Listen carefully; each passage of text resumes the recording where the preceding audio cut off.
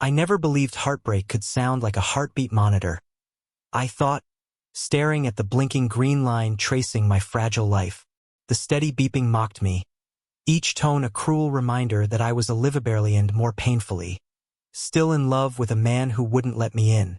Ethan stood at my bedside again, his scrubs wrinkled, hair damp from the rain outside. He always came at this hour, quiet as a shadow, moving with clinical precision as if emotions had no place in this sterile room. But I saw them, flickering behind those storm-gray eyes whenever he thought I wasn't looking. "Your vitals are stable," he said, his voice smooth but distant, like every night before. "How's the pain?" I smiled faintly, though it hurt my cracked lips. "Which one?" His hand froze on the 4 line. Just a twitch, a second too long before he answered. "Physical. Manageable." I looked at him deliberately, forcing him to meet my gaze. "The rest? Not so much." His throat bobbed as he swallowed hard. For a moment, his mask slipped the tiniest tremor in his breath, but then he turned away, scribbling something on the chart. That was Ethan. A fortress made of silence and duty. What he didn't know was that I remembered everything. The accident, the fire, waking up to find my body broken and my world gone.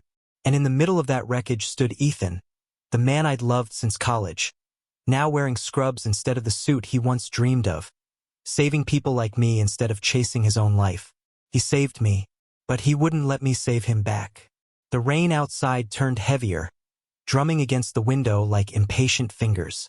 I hated nights like this because they made me believe things I shouldn't, that maybe, just maybe, he stayed this late because of me, not because of some professional obligation. "Ethan," I said softly. His name was a taste I could never spit out. He paused, glanced at me over his shoulder. "You should rest, Noah.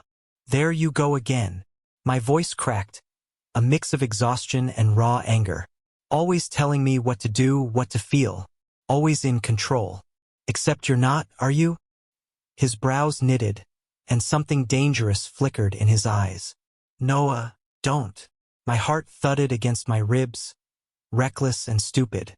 "Don't pretend you don't feel this." His lips parted like he wanted to deny it, but words never came. Just silence, thick, suffocating, louder than any argument.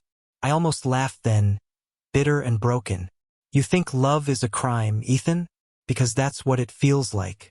Every night, you come here like some saint, fixing me, watching me, and then leaving like nothing happened. Do you know what that does to me?"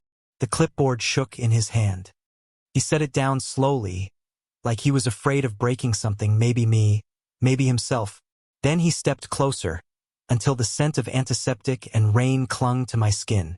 "Noah," he said again, quieter now, almost pleading. "You need to stop."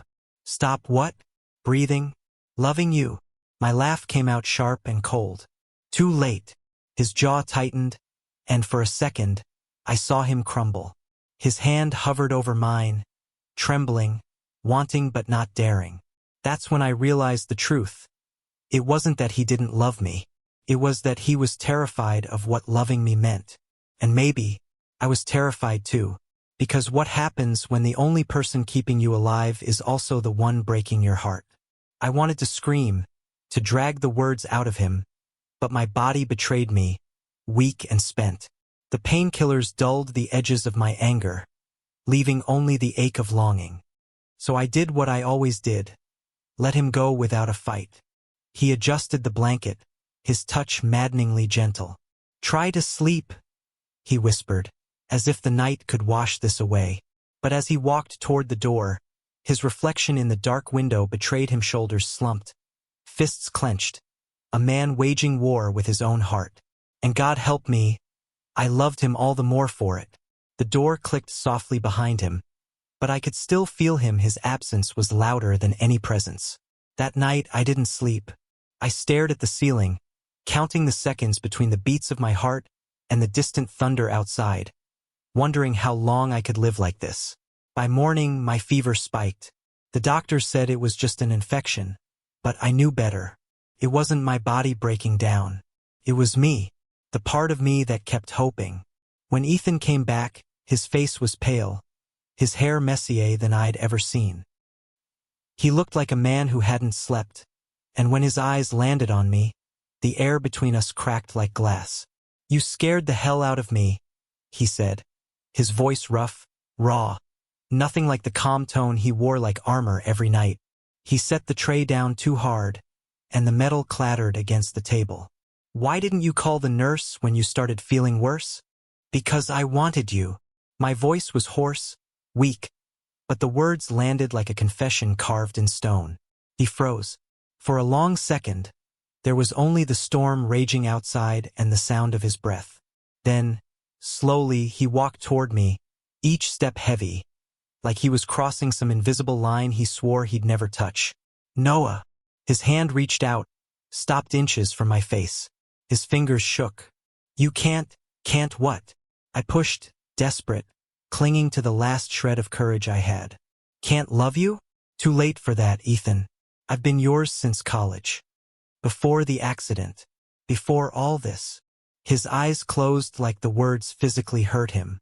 When they opened again, something in them was unchained, wild and burning. "Do you have any idea what it's like watching you like this?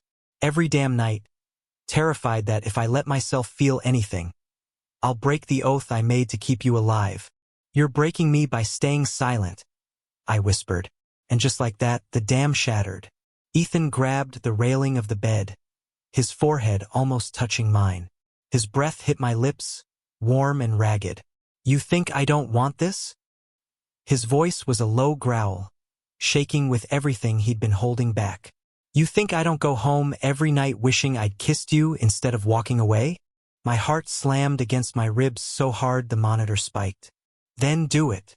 He cursed under his breath, like a man losing a war he never wanted to fight. And then, finally his lips crashed against mine. It wasn't gentle.